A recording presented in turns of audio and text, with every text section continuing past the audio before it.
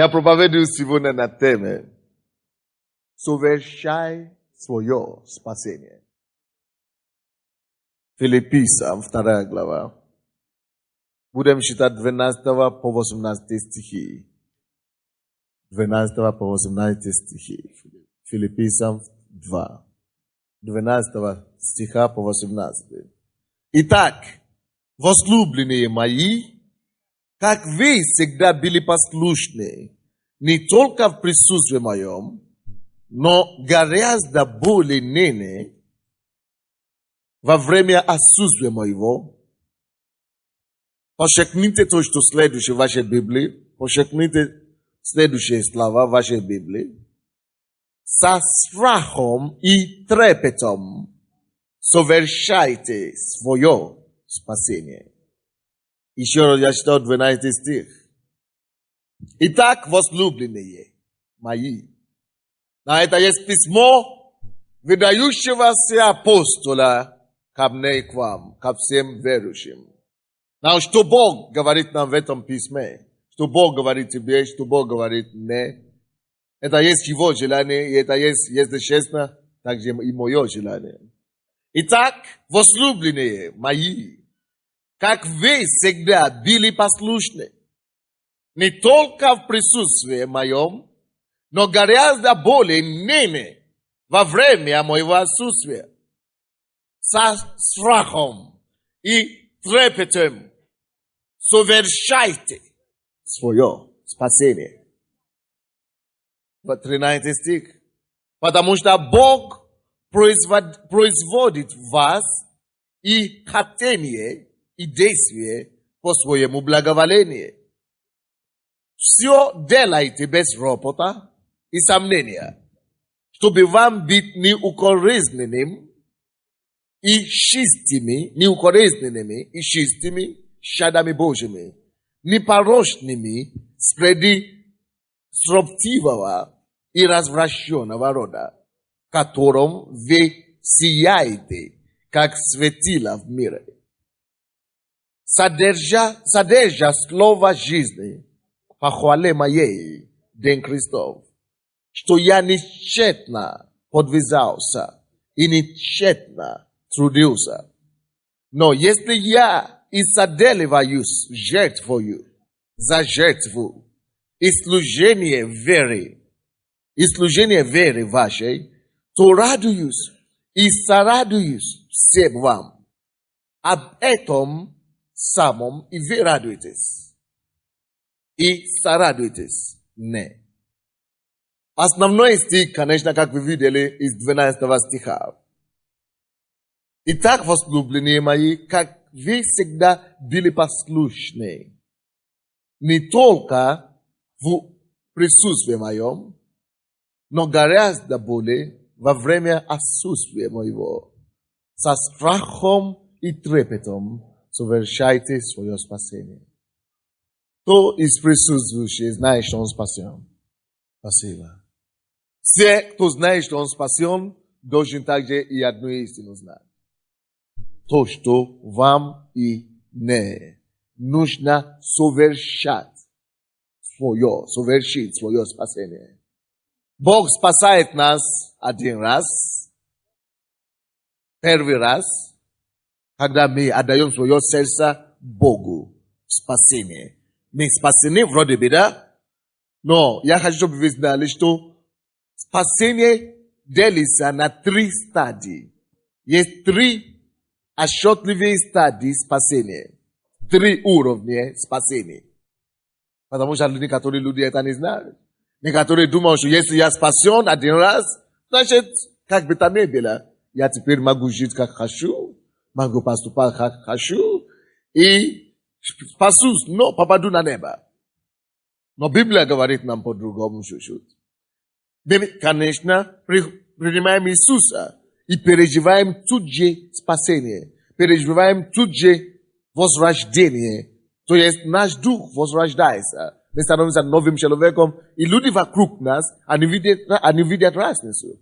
Мы раньше матюкались, ругались, но сейчас, когда мы спасены, мы замечаем, что нам не хочется больше ругаться. Нам не хочется больше ругаться. Мы думаем, что, допустим, мы раньше, воровали, мы раньше, обманывали. Тут, когда мы приходим к Богу, покаялись, нам не хочется больше обманываться. Не хочется больше, красть. И вы видели, что действительно в нашей жизни было изменение. Но, если ты только скажешь, да, я был спасен, было изменение в моей жизни, я буду теперь продолжать жить как хочу, и ты вернешься в мир, и продолжаешь опять, колоться, или матукаться, или, что угодно делать. Слушай, спасение – это не автомобиль, который ты приобрел на рынке и поставил себя в гараже и говоришь, что все, я уже спасен. Спасение – это то, что нам с вами нужно сохранить. Поэтому, например, говорится, совершайте спасение ваше. Вроде бы мы уже спасены. Что значит тут опять совершать спасение? Дело в том, что то, что мы спасены в духе, мы были спасены, я, допустим, был спасен 12 лет тому назад. Но кто из вас знает, что если бы я не совершал бы свое спасение каждым днем, не то, что я бы не остался здесь, во Христе, я бы не просто не только был здесь пастором, я бы вообще уже был, я бы вернулся в тот же самый образ жизни. Я бы уже, мне было бы еще ужаснее, чем было раньше. Я бы был, остался грешником. Совершать свое спасение, это значит, я знал, что я спасен. Я знал, что изменение произошло, когда я пришел к Богу. Но в то же самое время я знал, что если я не буду держаться за мое спасение, если я не буду работать над собой, если я не буду работать над словом, если я не буду ходить с Богом, моя плоть тянет меня обратно в мир. Мое тело, моя старая природа, ощется, и дьявол тоже хочет вернуть назад и делать то, что я раньше делал. Что значит совершать свое спасение? Это значит продолжать приблизиться, стараться приблизиться больше к своему духу, своему духовному потребности, побольше общаться с Богом, усовершенствовать себя, а не расслабиться и не позволять дьяволу и плоти меня опять не слагать и не спускать назад. Совершать свое спасение обозначает жить с Богом и продолжать ходить с Богом по Божьему стандарту. Тут в этом стихе не просто написано «совершайте ваше спасение», написано «в страхе и трепете совершайте ваше спасение». Заметьте себе, что там Павел говорит людям, что, как он сказал в 12 стихе, возлюбленные, так как вы были послушны мне, когда я был с вами. Но тем больше, гораздо больше, вы должны быть послушны мне. Теперь даже, когда меня нету с вами. Братья и сестры, твое и мое спасение не должно быть зависимым от людей, от потребности мамы, от потребности мужа, от потребности детей, от потребности родителей. И некоторые из нас, мы служим Богу, потому что муж служит Богу. Некоторые из нас, мы служим Богу, потому что мама потребовала или папа потребовал. Некоторые из нас, мы ходим в церковь, мы послушны Богу, потому что пастор сказал. Некоторые из нас, мы послушны Богу, потому что кто-то рядом с нами есть, стержень. Но он говорит, возлюбленные, так как вы послушались Богу, когда я был с вами, то теперь, когда меня нету с вами, то гораздо более вы должны слушаться. Слушай, твоя христианская жизнь оценивается не по тем вещам, которые ты делаешь в присутствии людей.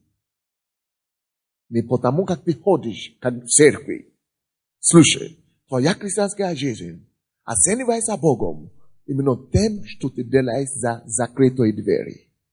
Когда никого нет, когда никто не видит, когда никто не смотрит, когда никто не говорит тебе, что делать и как нужно делать. Некоторые из нас, мы ходим в церковь, и мы такие любезные, такие хорошие, пока кто-то рядом, пока мы в церкви.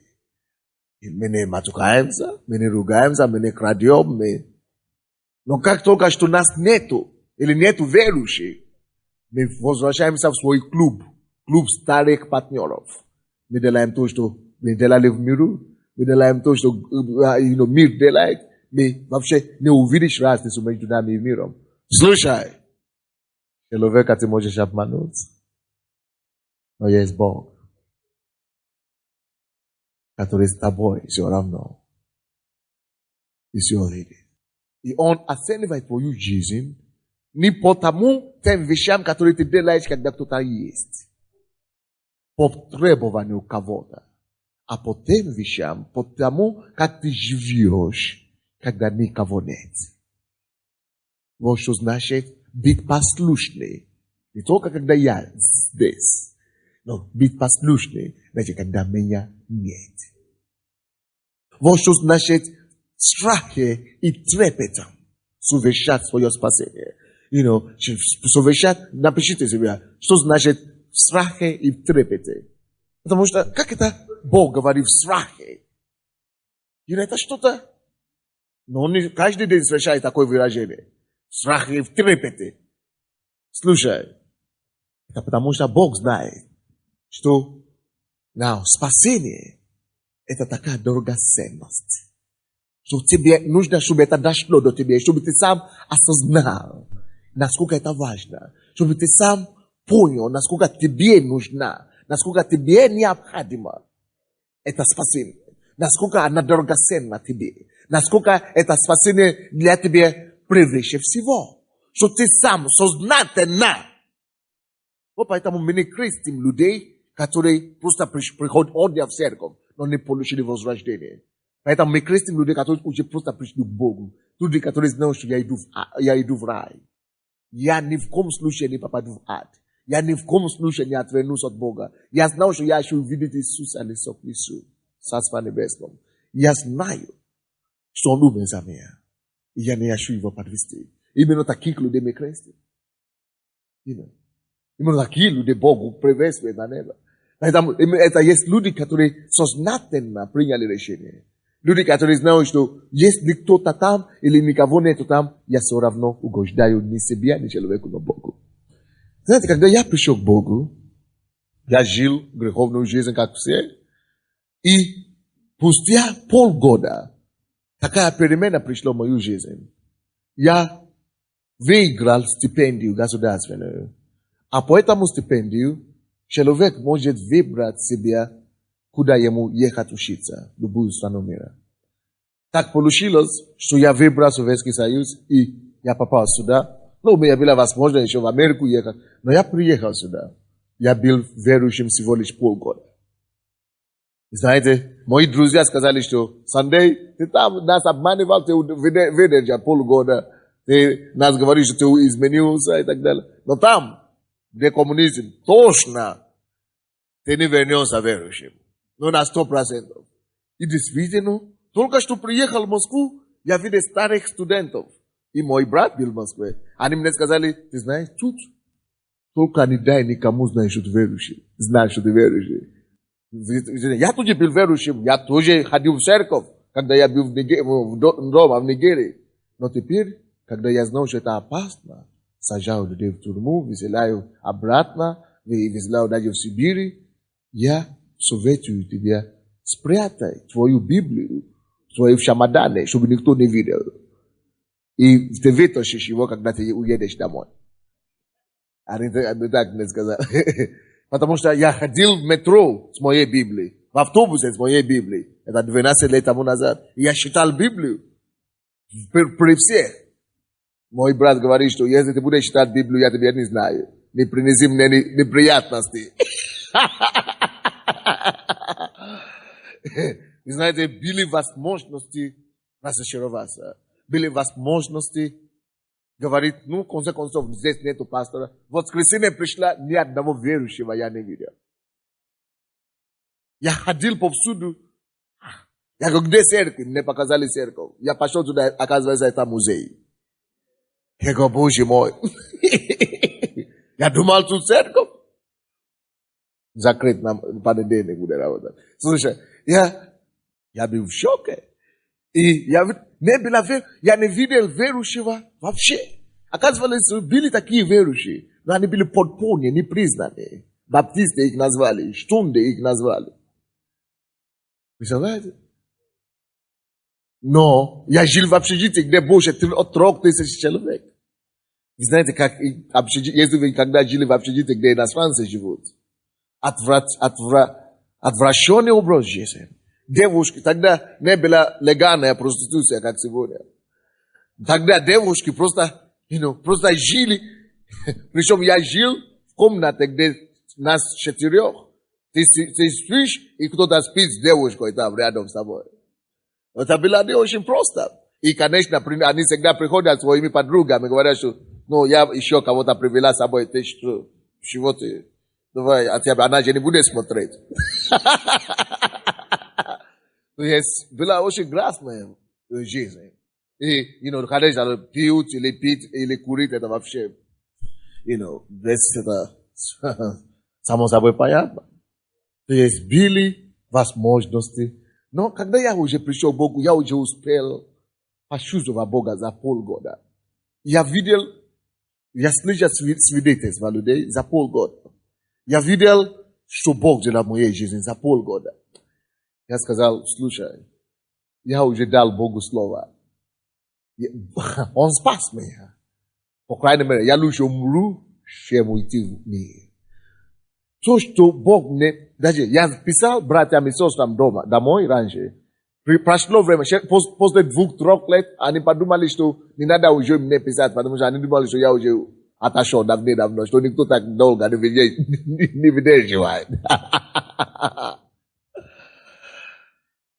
Но они думали, что когда я был с ними, была легче, была церковь, были верующие. Но там нету верующих. Все люди мне говорили, почему ты не пьешь, ты не куришь, ты не гуляешь, ты вообще ненормально, нездоровый или что ли. Но, братья и сестры, мы живем не потому, что все делают. Мы живем, потому что мы знаем, что у нас есть ценность, за которой мы живем. Кто-то говорит, ваши церкви, люди, которые ходят в церковь, и там, и бары встречаемся, и в ресторане встречаемся, я их не завидую. Пускай встречаются. Но я лично просто их не завидую. Потому что ты покушаешься не на Бога. Бог безопасен. Бог не говорит нам не жить во грехе ради Него. Слушай, при чем тут Бог? У Него все хорошо, между прочим. А ради себя? Вы слушаете меня? Ради себя. Допустим, почему было неправильно для меня жить до брака? Я жил до того, как я пришел к Богу. Да, было куча женщин. Но когда я пришел к Богу, я знал, что это грех. Я знал, что это неправильно. Но я толком не понимал, почему это неправильно. Но просто я говорю, хорошо, я не буду это делать, если Бог говорит, не надо делать. Ну, не буду делать. Просто чтобы послушаться Богу. Но потом, когда я начал расти в Боге, я начал понимать, слушай, я начал читать Библию сам, и начал постигать, что намного, слушай, это слава Богу, что Бог так сказал. Потому что, когда ты не живешь, ты послушаешь Господу, и ты не гуляешь до брака, ты знаешь, что Бог берет ответственность за твою свадьбу, за твой брак. Ты тогда можешь быть гарантированный просто, Богом, если ты верующий. Ты можешь тогда и претензии иметь к Богу, что Господь, посмотри, я жил по твоему слову, делай так, чтобы моя супружеская жизнь была, как должна быть. И тогда мы, конечно, сможем быть уверены, что наши дети, которые мы рожаем в Боге, они смогут быть под этой Божьей защитой. Потому что мы жили по согласно Его Слову. слишком много посредства. Я не хочу считать по поводу этого. У меня есть проповедь. Разрушительные силы греха, блуда и прелюбодеяния. Если вы хотите купить, почему нельзя жить, не расписано или блуде, вы возьмите эту проповедь. Я не буду об этом проповедовать. Но я сейчас просто хочу говорить о том, что мы должны быть послушны Богу не только когда люди есть, но когда вообще никого нет, не ради этих людей, не ради Бога, но ради самих себя. Мы должны понимать, что есть вещи ценности для нас. Допустим, когда я приехал вместе с одним братом, его зовут Том. Мы молились вместе, мы жили в общежитии, мы молились вместе, мы противостояли греху вместе. Мы вместе, сказали нет, мы не будем пить, мы не будем курить, мы не будем... А потом я остался в Беларуси, а он приехал сюда в Киев учиться. И здесь, в Киеве, были верующие, пастор Генри, он не был пастором, он тоже был студент, мы приехали вместе. Ему надо было найти здесь верующие. Но он говорит, что там я сам видел.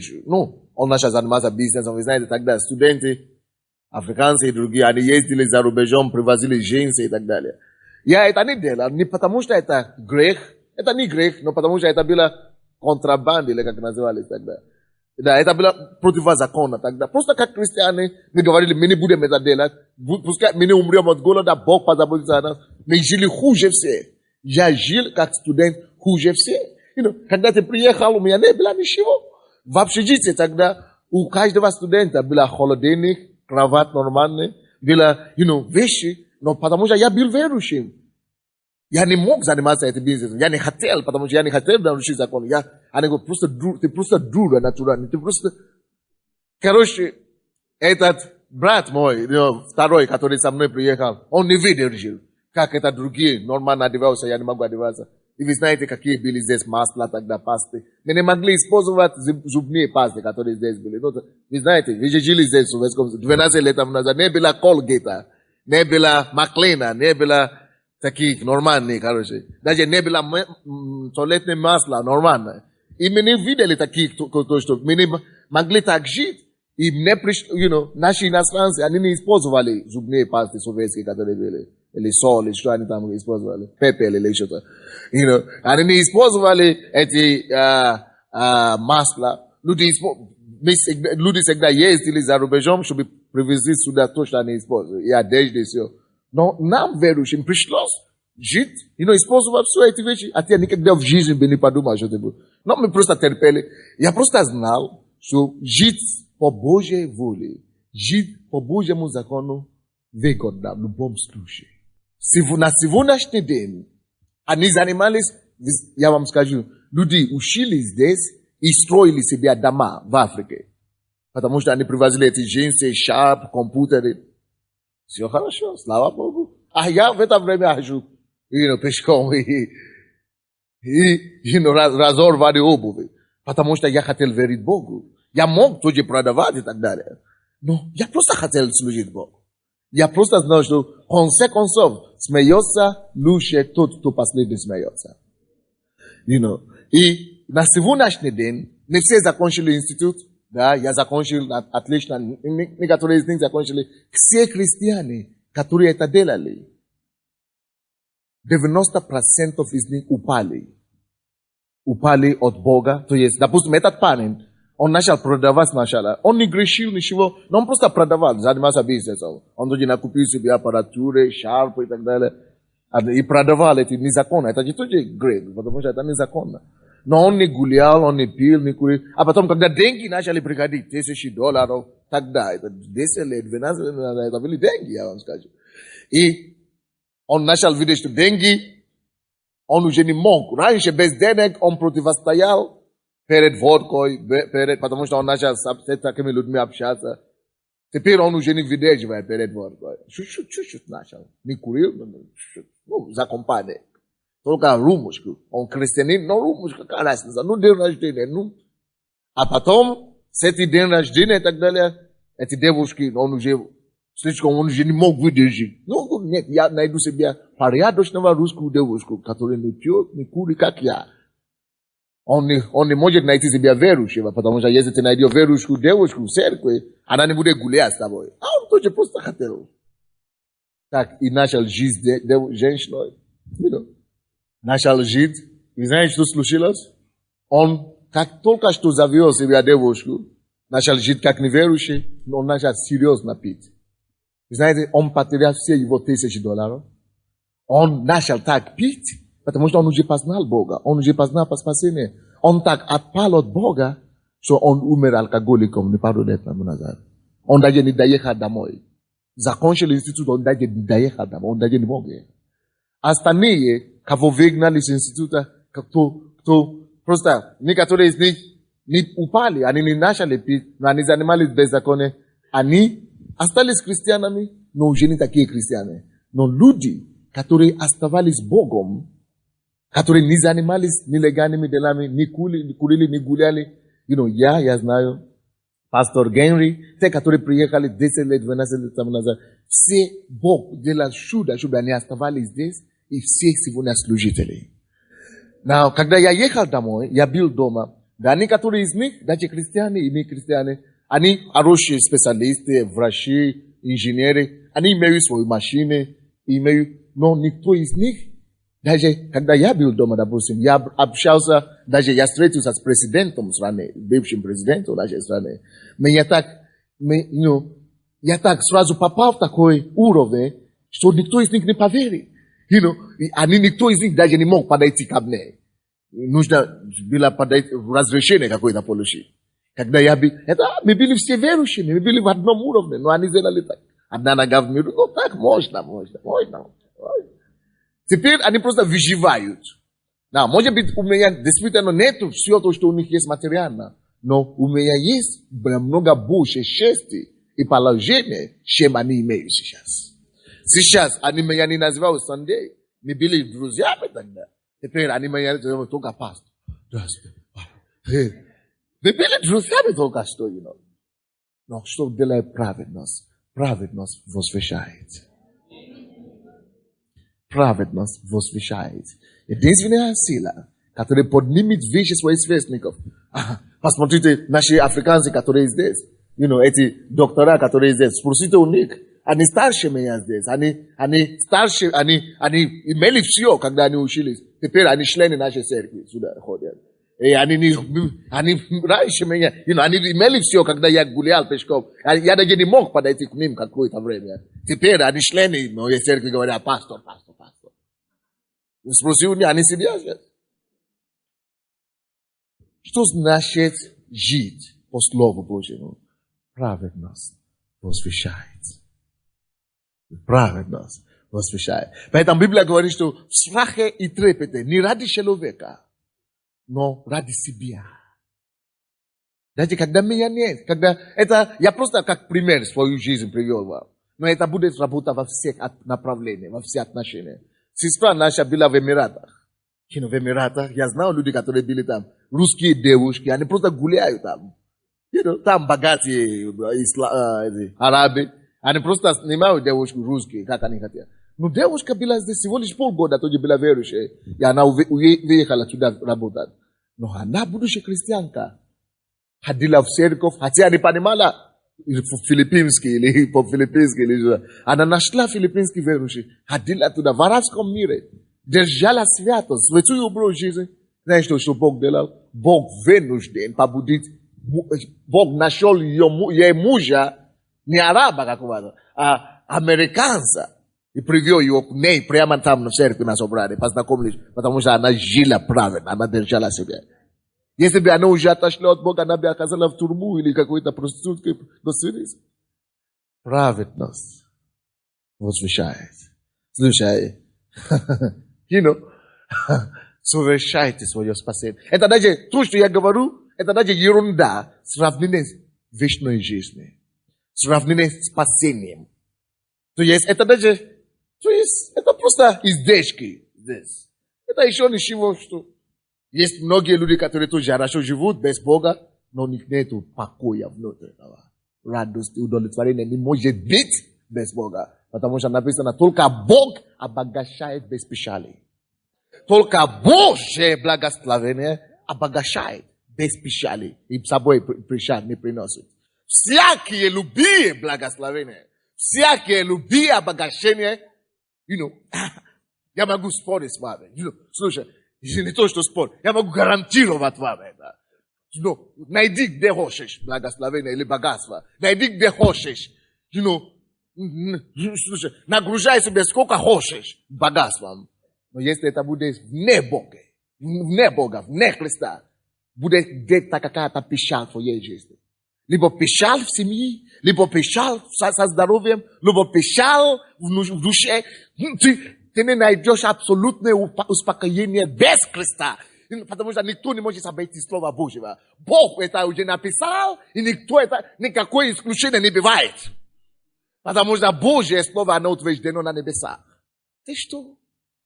Это есть духовные принципы, Библия говорит, всякое слово Божье, которое здесь, оно перепроверено в огне 7 раз. И Бог говорит, даже если весь мир меняется кругом, ни одно слово Божье не пройдет неисполненное. Стоит жить по слову.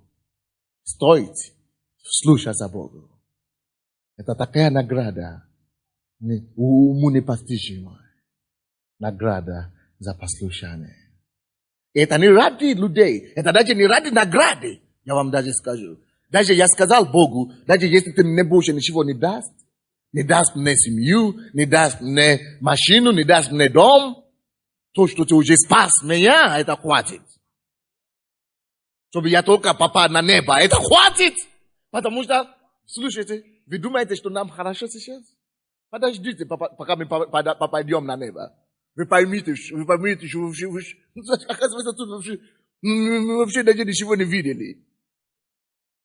Небо, ни за что ты не должен терять это. Это хватит всего. Даже люди, которые здесь погибали ради Евангелия. Если вы знаете, что в истории христианства многие люди погибали за веру. Они шли на смерть, радуясь, потому что они говорят, поскорее мы попадем на небо. Убейте нас. Но зато мы пойдем, потому что они знают, что радость и слава, которые явятся там, ничего не сравнить здесь, на земле. Поэтому апостол Павел, зная это, зная какое вечное, великое,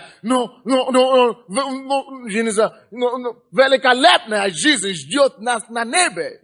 Он говорит, дорогой, сделай что-нибудь, что угодно сделай здесь на земле, чтобы сохранить свое спасение. Чтобы не терять это спасение. Но страх и трепет сохранить свое спасение. Совершай спасение. Вот. Наша христианская жизнь здесь, это мы спасаемся, мы совершаем свое спасение. Третий уровень спасения, это спасение нашего тела, когда мы увидим Иисуса Христа лицом к лицу. Пока когда человек, люди, которые здесь приходят в церковь, как только что они покаялись, они спасены, если они искренне покаялись. Но, если они не будут жить согласно Библии, они не будут жить по слову, они теряют это спасение. Но если они будут жить по слову, они делают второй уровень спасения. Они совершают свое спасение. Но третий уровень, когда мы уже спасем не только духом и душой, но и телом, это когда мы увидим Иисуса. Пока мы с вами не увидим Иисуса, наше спасение не совершится.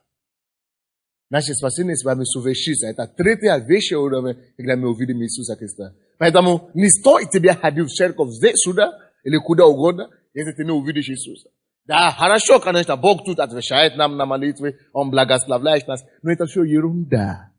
Сравнение с великолепием, который ждет нас в Царство Небесное. Вы понимаете меня? Вы не поняли? Поэтому апостол Павел, осознавая это, зная эту истину, умоляет верующих, и нас умоляет, и говорит нам, пожалуйста, со страхом и трепетом совершайте свое спасение. Давайте читаем дальше, пожалуйста, Иуда. Откройте, пожалуйста, книгу Иуды. Иуда это после Иоанна, после послания Иоанна. Это перед Римлянам, перед книгой Римлянам. Иуда 3 стих. Иуда 3 стих. Иуда 3 стих. Там только одна глава. Там 3 стих. Возлюбленные, имея все усердие, писать вам об общем спасении. Я пошел за нужное написать вам увещание, подвязаться за веру, однажды преданную святым.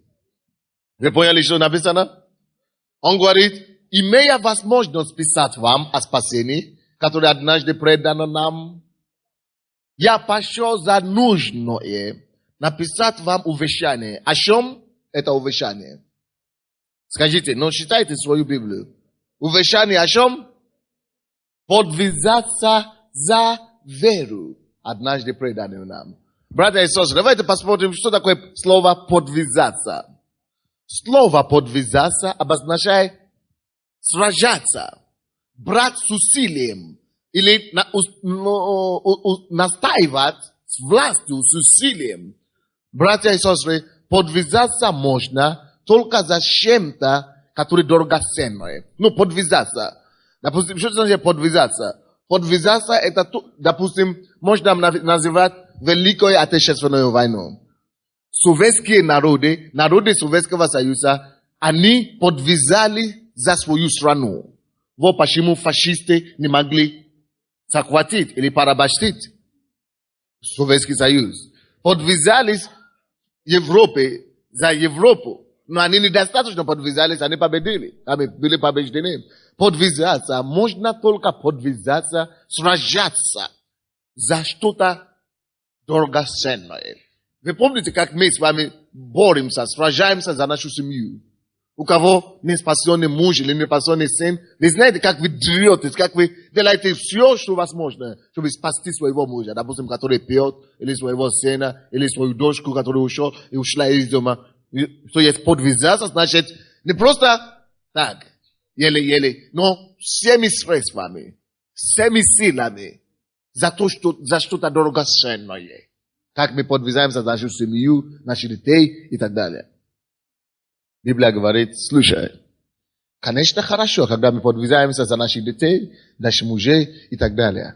Но на самом деле, самое дорогоценное, которое у тебя и у меня есть в жизни, что дороже детей, что дороже жены, на самом деле есть твое спасение. Поэтому Бог говорит, что в первую очередь, если ты хочешь за что-то подвязаться, научись. Подвязаться, конечно, за свою семью, хорошо, но научись прежде всего подвязаться за свою душу, за свое спасение. Он говорит, что я пошел за нужное вам подвязаться за веру, однажды преданную. За веру, за свою душу, за свое спасение. Братья и сестры, твое спасение и мое спасение дороже золота, дороже серебро, дороже все, о чем ты можешь мечтать. Почему? Потому что, знаете, если у меня золото, куча, я умру, я оставлю это золото здесь. Если у меня детей, море, я умру, я оставлю их здесь. Но единственное, что мне позволит умереть, и еще иметь свое золото, и еще иметь своих детей, это спасение. Потому что если я умру на самом деле. Я покину одно тело, я перешел в Царство Небесное на вечное тело, которое позволит мне передать, сохранить своих детей, если я передал им веру, если они тоже верили в Бога, сохранить свое богатство, потому что даже улица на небе зелено золото. Тем более то, что у меня есть, это вообще мизер. Слушай, это мизер, сравнение с тем богатством, которое у меня будет там на небе. Слушайте меня. Поэтому спасение, за что действительно надо тогда подвязаться? За то, что позволяет мне жить сейчас и продолжать жить за жизнь, за гробной жизнью. Это есть спасение. Поэтому Библия говорит, слушайте, братья и сестры. Дьяволу не нравится, что я говорю. Дьяволу не нравится. Слава Богу, что когда-то занимался чуть-чуть. Хорошо. Если есть что-то, за что нужно подвязаться, братья, прежде всего, в первую очередь, это за свою душу, за наше спасение с вами. Прежде всего, в первую очередь. Поэтому Библия говорит, в страхе и в трепете совершайте свое спасение. В страхе и в трепете. Вот, то, что мы говорим, что в первую очередь, первое значение этого слова, это значит быть послушным Богу во всем, сохраняя свое спасение. Давайте откроем обратно Филиппийцам 2. Что значит еще в страхе и трепете совершать спасение? 13 стих. Потому что Бог производит в вас и хотение, и действие по своему благоволению. В страхе и в трепете совершать свое спасение, это значит, ты не можешь просто сам по своей силе или по своим каким-то качествам сам сохранить себе веру, совершать свою веру. Нужно полагаться на Бога. Почему нужно полагаться на Бога? Во всем. Даже в этих вещах. Где ты уверен о самом себе. Где ты уверен о самом себе. Допустим, я никогда не пил и никогда не курил. И часто не думается, что я не вижу, почему люди пьют или курят. Я даже не могу думать. Я думаю, что если так, я думаю, никогда. Даже если я был в миру, не пробовал бы пить или курить. Но даже сейчас, будучи пастором, чтобы не пить и не курить, или не курить, я даже не могу полагаться на себя. Я полагаюсь на Бога за все. То есть, написано, ибо Он, именно только Он, производит и хотение, и действие у вас. То есть, сам по себе я не силен. Абсолютно нет. Я сам себе ничего не могу. Но даже там, где я думал, что я могу. Слушай, допустим, кто-то скажешь, какая проблема? Я могу держать Библию, я не должен молиться. Зачем мне молиться? Зачем мне полагаться на Бога? У меня есть рука, у меня есть нога, у меня есть голова, в конце концов. Я могу работать, я зарабатываю себе на жизнь. Я сам себе построил. Слушай, это не мудрый человек так мыслит. Это только неразумный человек так мыслит. Почему неразумный? Я вам докажу сейчас. Ты сам, конечно, себе построил, сам тебе состояние достал, но Бог тебе позволил это делать. Он тебе может доказать обратное очень быстро. Ты сам работал, да? Поднимал руку, ногу, у голова есть. Ты не видел когда-нибудь людей, у кого инсульт? И сразу же за один день, вчера были здоровыми, за один день они теряют способность и даже руку поднимать, тем более нога. Некоторые люди даже получают такой инсульт, что, или инфаркт, что даже сразу паралич, они просто лежащие. Даже у них уже не способны даже думать, работать голова. За один день, вроде бы стали даже утром здоровы. Попали в аварию, даже некоторые не просто попадают в аварию. И человек, который был сильный, здоровый, все делал, крутой, лежит теперь как вообще неподвижный. Даже сам, не то, что не может уже себя состояние строить. Даже в туалет там не может идти уже. Слушай, превратился в мумий, будучи живой. Вот что значит действительно за все благодарить Бога и во всем на Него полагаться. Поэтому даже чтобы ходить с Богом, даже чтобы жить и послушаться Богу, не думай, я могу без проблем, я сам. Это люди, маленького мышления, это люди, которые недалекие в мыслях и вообще, слишком неразумные люди думают, что я сам что-то могу делать. Все это за мгновение может закончиться. И Бог, и даже дьявол может быстро доказать тебе, что ты абсолютно мороженое, короче. Стоит мороженое, сладкое, все в порядке. А потом, как только что температура поднимается, все растаяло. Все. Где мороженое? Где мороженое? Вода. Вода. То же самое, как бы. Это как цветы. Женщины, вы любите получать розы? Конечно. Роза, она такая прекрасная. Тебе дарят. О, так хорошо. Хорошо. Вазу положи. Через месяц или через 2 месяца, или 2, какой месяц? 2 недели. 2 дня, да? Ну, посмотри. Цветы, которые только что были. О, цветы. Свежие. Пахнет хорошо. Слушай, на самом деле ты не будешь, чем эти цветы без Бога. Ты можешь сиять сегодня, как роза. Ты можешь так хорошо выглядеть и пахнет хорошо сегодня. Но без Бога. Без Бога. 2 дня ты превратишься в эти цветы. Так что это слишком примитивно, абсолютно. Ну, думаешь, что я сам, я тут. Ну, тут ты. Хочется вообще ногой. Если вообще не Бог, слушай, слава тебе, Господь. Мы благодарим Тебя за жизнь, за здоровье, за работу. Слава Тебе, Господь! Слава Тебе, Господь! Слава Тебе, Господь! Слава Тебе, Господь!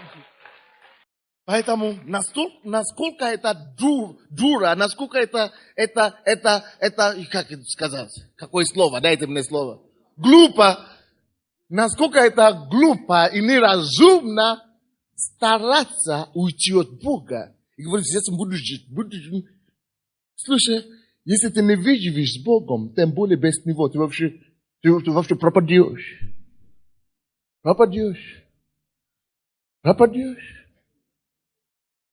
Я могу тебе это гарантировать. Не сегодня, а завтра. Конечно, слава Богу, что за нас кто-то всегда молится. Благодаря их молитве иногда мы думаем, что мы такие крутые. Не мы. Слава Богу, что они за нас молятся Богу. Вы слушайте? Поэтому Библия говорит, совершай свое спасение в страхе и в трепете. Осознай Бога. Будь человеком разумным. Думай, что есть тебе не Бог. Слушай, я езжу в офис каждый день сюда. Я прекрасно знаю, что руль мог бы отказаться. Колесо могло бы вылететь, если бы не Бог.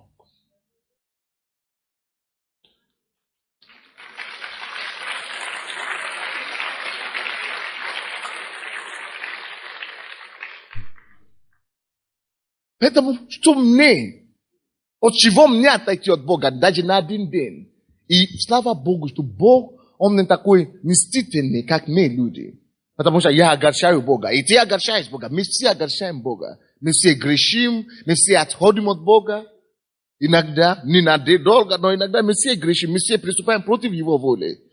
Представляете? Слава Богу, что Он не такой злой, что за один день, что уже отступил за один день. Хорошо, все, я тебя покидаю. Он нас не покидает, пока мы сами сознательно Его не покидаем. Слава Богу, что Он не говорит, что ты один день я покинул, все, на тебе сам. Он все равно с нами. Даже когда мы грешим и так далее, вот тем более, почему не стоит нам никогда. Даже если за 1 минуту мы отошли от Бога, надо тут же покаяться. И в страхе, и в трепете продолжать служить Ему. Ибо Бог, и только Он, происходит в нас, что там написано. И хотение, и что? Действие. Да? Вы видели там, Филиппийцам есть? Не заметили? Филиппийцам 2:13. Потому что Бог производит в вас и хотение, и действие по своему благоволению. Вот что значит в страхе и в трепете. Это полностью зависит от Господа. Говорит Господь, только ты. Если бы не ты, Я не знаю, что случилось бы со мной. Третье значение, что значит в трепете, в страхе, совершить свое спасение. Напишите 14 стих. Все делайте без ропота и сомнения.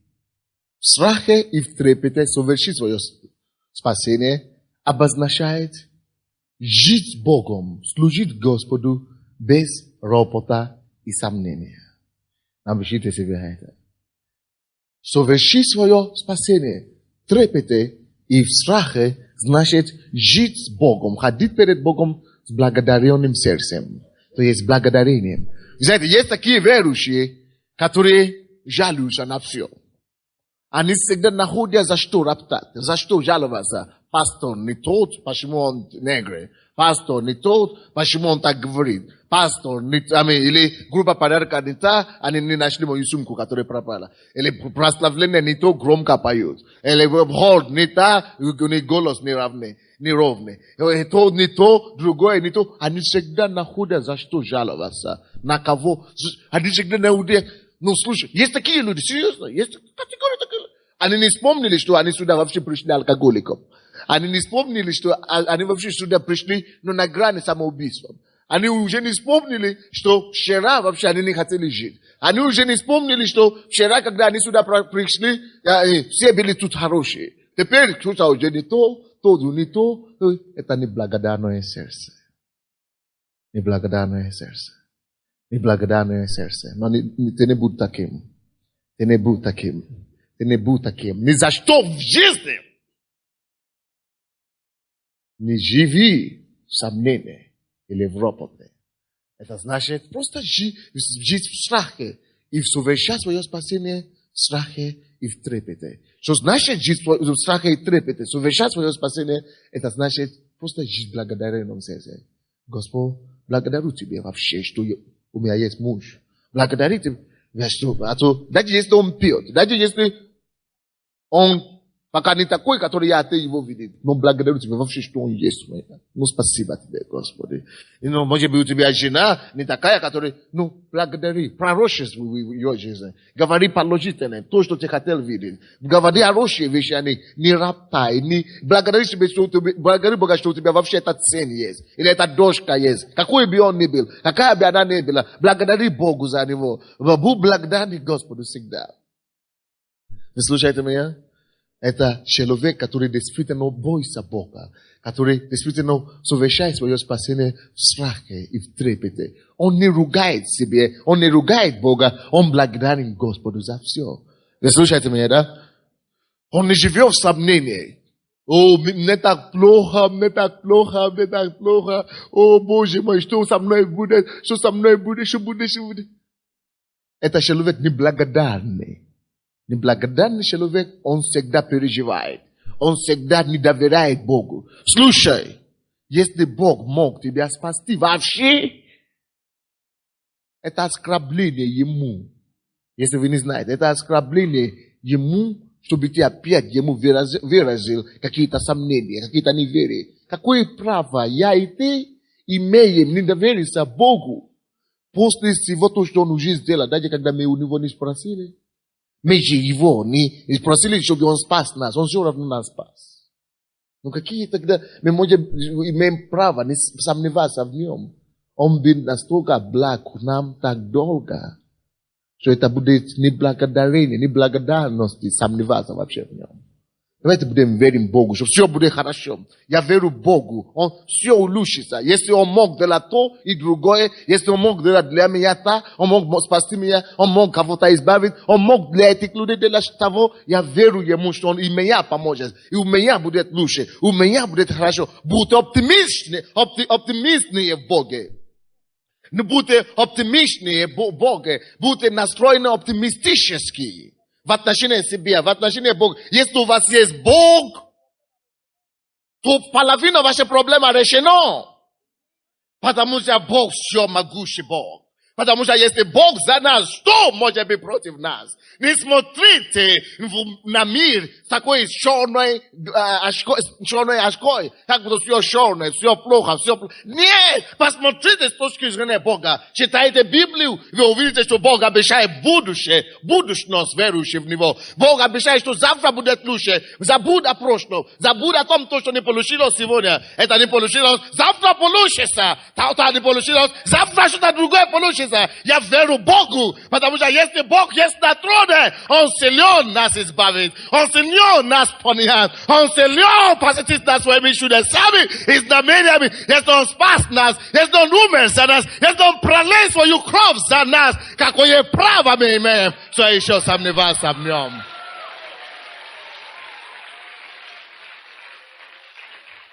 Это высшая степень неблагодарности. Если мы все еще сомневаемся в Нем. Давайте будем верить Богу, что есть, пока, когда мы, кто был здесь в прошлом году, вообще в этом году тоже, вы не представляете, какие статьи были написаны о нас, обо мне, как будто я самый большой преступник на Украине, как будто я хуже всех, я даже хуже уже Кашпировского. Даже белого братства уже и того и хуже даже. Представляете? Что ж не тут, вообще, тут не сумасшедший какой-то дом хороший. Но когда пишут это все, каждый день мне звонили милиция. Каждый день участковые, они меня приглашают куда-то. Как будто я преступный, самый хуже. Какие-то известия разные. Мы выгоняем тебя. Я говорю, хорошо. Я говорю, я молюсь за них. Я люблю их по-прежнему. Я говорю, хорошо, слава Богу. Я всегда говорил вам, что Бог в контроле. Если, как будто каждым днем ухудшалось. Мы только что делаем что-то еще хуже, что-то случается. Хорошо. Как бы плохо не стало, если Бог все еще есть на троне. Он способен развернуть все наоборот. Противоположную сторону. Я живу для Него. Я живу с Ним. И я верю, что Он не умер. Раз Бог не умер, Он изменит твою ситуацию. И раз Бог сидит на троне, Он даст тебе твое ожидаемое чудо. Почему я не имею права сомневаться в Нем? Я не имею права не верить Ему. Он слишком был добрый. Он слишком долго доказал свою доброту. Он слишком часто совершал свое чудо. Каждый день мы слушаем, что новое опять Бог сделал. Он слишком полон любви, чтобы забыть о нас. Он не забыл о тебе. Даже если Он не делает то, что я просил. Даже если Он не слышит, вроде бы для меня казалось, мои молитвы, если Он все еще на троне, я знаю, что Он за меня, Он не против меня.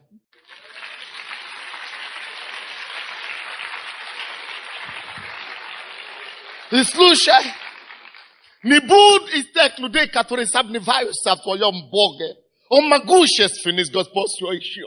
Он все еще любящий Бог. Он все еще сострадательный Господь, который нашел тебя в грехе и спас тебя. Он все еще заботится о тебе. Он все еще думает о будущности, которую Он хочет тебе подарить. Он все еще думает о тебе. Он все еще заботится о тебе. Он все еще хочет улучшить твою жизнь. Какая бы ни была сегодняшняя обстоятельства, какая бы ни была сегодняшняя ситуация, Бог все еще есть любовь. Бог все еще есть забота. Бог. Он поэтому не сомневайся в Него. Даже если вещи все идут против тебя, полагайся на Него. Он силен сделать то, что Он обещал. Не живите в сомнении, тем более ропоте. Ропот не принадлежит народу Божьему. Люди, которые жили в ропоте, они погибают в пустыне. Если вы хотите выйти из своей пустыни, из своей неудачи, будьте оптимистами, будьте оптимистами. Верьте в Господу, выражайте вашу веру в Бога. Эта вера ваша спасет вас. Сомнение никого не спасает. сомнение позволяет людей умереть прямо там в пустыне. Я заканчиваю, быстренько. Четвертое, что значит совершать свое спасение в трепете и в страхе. 15 стих. Чтобы вам быть неукоризненными и чистыми шагами Божьими, непорочными среди строптивого и развращенного рода, в котором вы сияете, как светила в мире. Следующее. Совершать свое спасение в страхе и в трепете обозначает жить непорочную, чистую жизнь, христианскую жизнь. Живи просто непорочную. Старайся, конечно, у всех нас будут проблемы, грехи или неудачи, или где-то мы будем огорчать не только Бога и самого себя, но кайся в этом, иди дальше. Никто из нас не совершенный. Я, ваш пастор, говорю вам это, я имею свои проблемы. Я тоже огорчаю себя, огорчаю Бога, грешу иногда несознательно, но я каюсь, я иду дальше. Ты тоже не бросай борьбу, не бросай битву, потому что ты согрешил однажды, говоришь, я уже не могу идти в церковь, Бог мне не простит. Кто тебе сказал? Он не садист.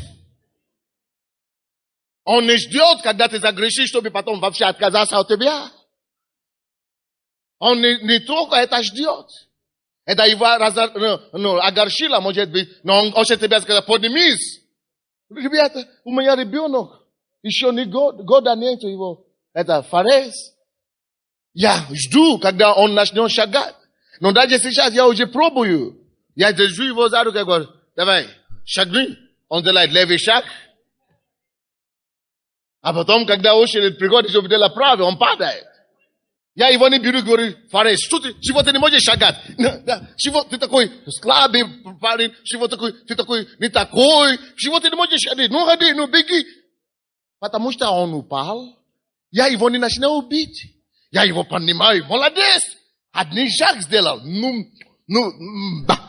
Молодец.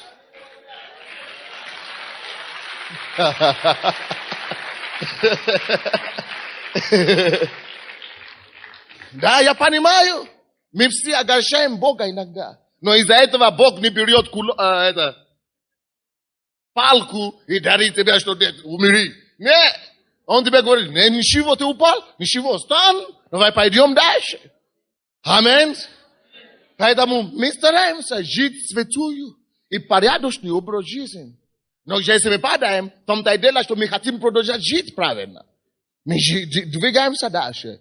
Если вы бросаешь, говоришь, что все, я не могу, тогда ты вообще пропадаешь.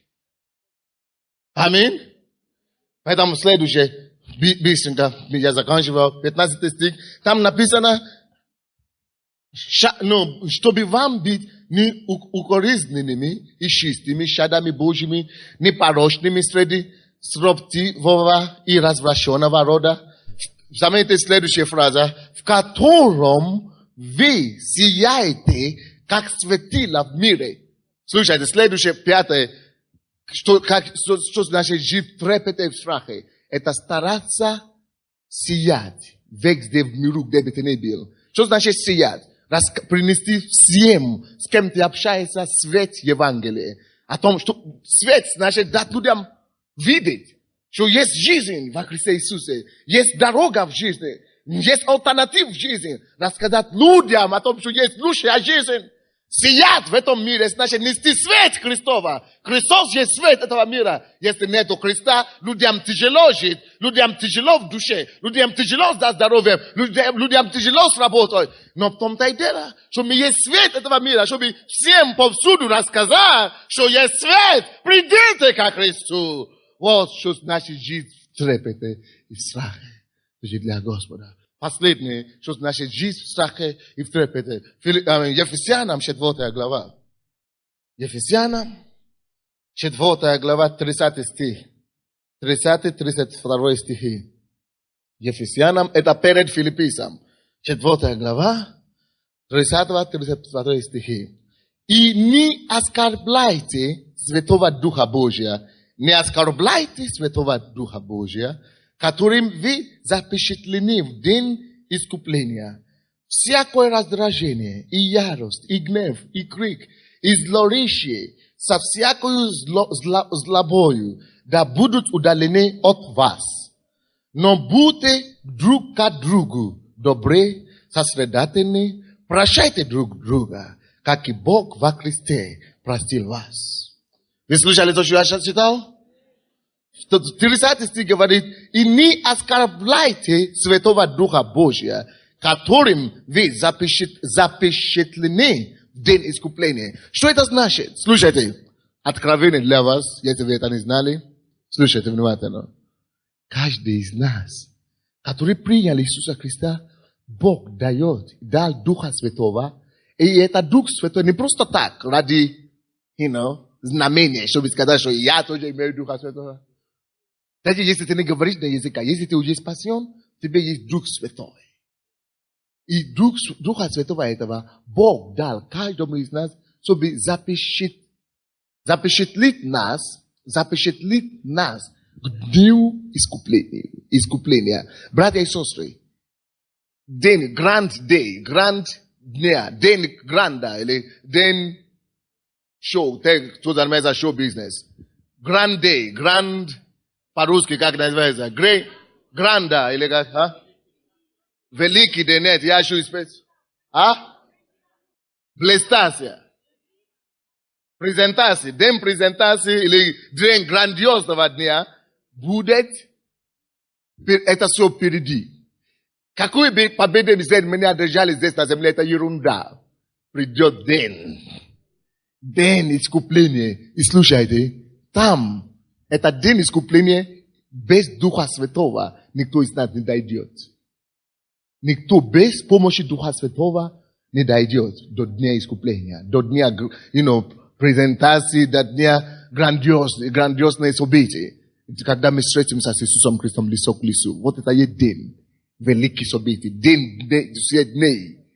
Слушай, Библия говорит, 30 стих. Что там написано? Не оскорбляйте, как? Не оскорбляйте Духа Святого. Дух Святой есть тот, который тебя держит. Это как твоя охрана к дню этого, чтобы тебя привести и довести тебя до Дня Христова. Но иногда мы огорчаем его. Что значит огорчать его, если мы будем держать в себе злоба, грех? То есть, если мы грешим, мы каемся и идем дальше. Но если ты сознательно, ты знаешь, что это не угодно Богу. Ты сознательно это делаешь все равно. Ты все равно это делаешь. Поэтому мы говорим, если человек живет, он покаялся, вернулся, чтобы жить, Дух Святой просто отходит от него. Дух Святой отходит от него. А если Дух Святой отойдет от тебя, как ты дойдешь до Бога? Ты попадаешь в ад. Вы знаете, когда человек умирает, вы слушаете меня, да? Когда человек умирает, кто слышал свидетельства людей, которые клиническую смерть. Когда человек умирает, ангел какой-то приходит, да. У вас было, да? Вот и у того тоже было, и у вас тоже было. Вы видите, когда у человека бывает клиническая смерть, ангел какой-то придет за тобой, за твою душу. Либо Святой Дух, либо ангел Божий, либо ангел сатаны. Но если ты не живешь с Богом, ангел сатаны начинает иметь претензию на твою жизнь. Когда ты умираешь, ты можешь идти полпути на небо. Ангел дьявола догонит тебя и собирает тебя туда. Только ангел Божий придет за теми, у кого есть Дух Святой, который уже сохраняет жизнь. Тогда он говорит, да, вот Дух Божий там, Святой Дух. Он видит твое сердце и собирает тебя на небо. И знаете, это мы. Поэтому написано, что мы запечатлены к дню искупления Духом Святым. Не огорчайте Духа Святого. Мы прошлое воскресенье были. Я говорю, что такое Дух Святой. Позапрошлое воскресенье тоже, как жить с Духом Святым. Живите с Духом Святым. Разговаривайте с Ним. Дружите с Ним. Не огорчайте Его. Этим самым вы войдете в Царство Небесное. Он доведет вас до конца. Давайте станем, будем молиться. Страхом совершайте свое спасение в страхе и в трепете. Давайте закроем наши глаза. Поговорим с Богом. Господь, я хочу совершить свое спасение в страхе и в трепете. Совершай свое спасение. Давайте закроем наши глаза, преклоним нашу голову, поговорим с Богом. Совершайте свое спасение в страхе, в трепете. Пожалуйста, все выходите. Давайте закроем наши глаза, поговорим с Богом. Ты один на один. Он рядом с тобой. Бог рядом с тобой. Дух Святой рядом с тобой сейчас. Открой свои духовные глаза. И посмотри на Иисуса. Скажи ему, помоги мне. Без тебя я не могу жить. И один день не могу прожить. И один час даже не могу прожить без тебя. Я нуждаюсь в тебе, Господь. Я нуждаюсь в тебя, Господь. Даже если ты не умеешь молиться, молись своими словами. Говори, просто общайся с Богом. Чтобы Он помог тебе. Чтобы Он держал тебя. Скажи Ему, дай Ему слово, что сегодняшнего дня ты хочешь в страхе и в трепете совершить свое спасение.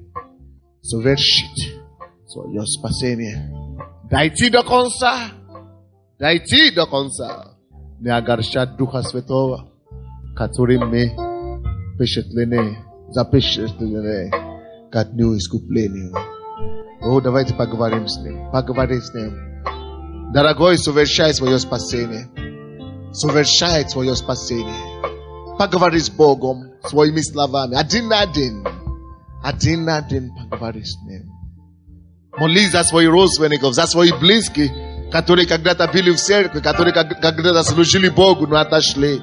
Чтобы Бог помог им, чтобы Бог вернул им желание совершить это спасение. Совершить это спасение.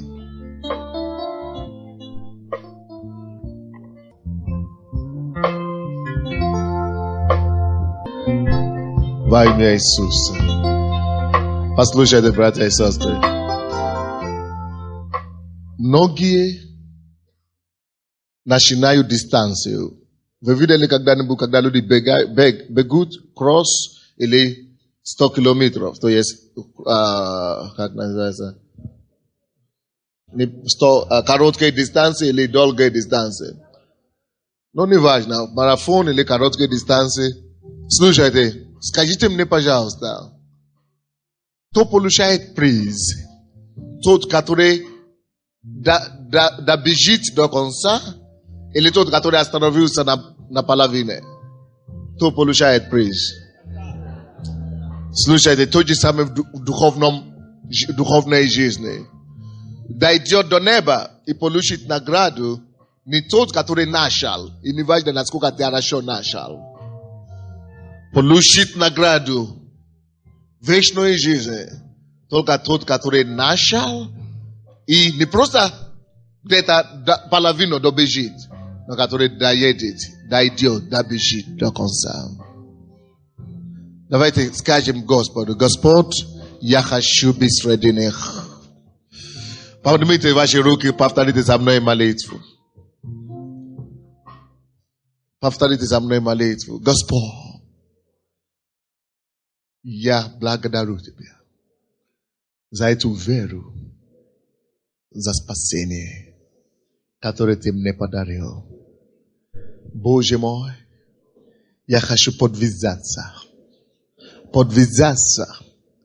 за свою жизнь, за свою душу, за свое спасение. Я хочу сражаться за свое спасение, чтобы никто и ничто не собрал у меня мое спасение, мое искупление. Боже, дай мне силу, дай мне благодать дойти до конца. Ибо без Тебя я ничего не могу. Только Ты производишь и хотение, и действие. То, что я живу сегодня, это благодаря Тебе. То, что я могу поднимать свою руку и ногу, это благодаря только Тебе. Я благодарен Тебе, Господь, за такую великую честь и привилегию знать это и быть благодарен Тебе за это. Но я так счастлив и так благодарен. Я не хочу больше жить ни одного дня без Тебя, без Твоего слова. Помоги мне, Господь, чтобы даже когда я падаю, я мог встать. И чтобы я мог продолжать идти за Тобою и служить Тебе в страхе и трепете, пока я не увижу Тебя лицо к лицу. Помоги мне дойти до конца. Совершить свою дистанцию. Вере в душе. В упование во Христе. Я благодарю Тебя, Господь, что Ты услышал меня. Что Ты простил мне все мои грехи. И что моя хождение с Тобой укрепится с сегодняшнего дня. Больше и больше. Во имя Иисуса Христа. Аминь. Аллилуйя.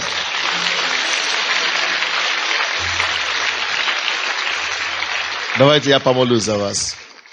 Господь, я уже сделал то, что Ты просил меня делать. Я передал Твое Слово сегодня. Некоторые записали их, некоторые купят кассеты, видео и аудио, чтобы еще раз слышать их.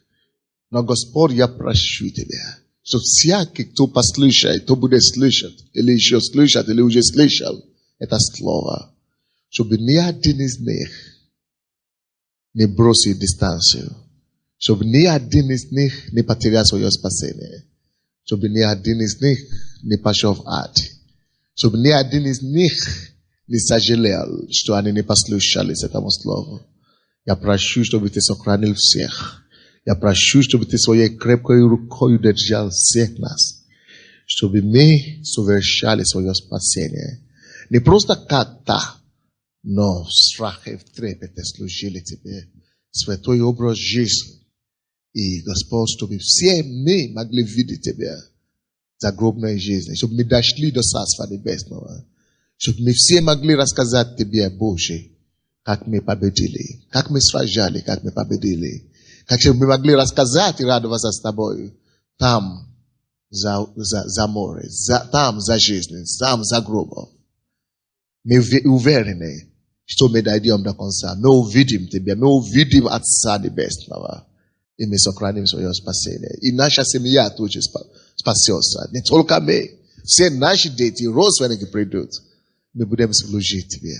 Ты поможешь нам. Мы полагаемся на Тебя, Господь. Будь прославлен. Во имя Иисуса Христа. И весь народ сказал. Аминь.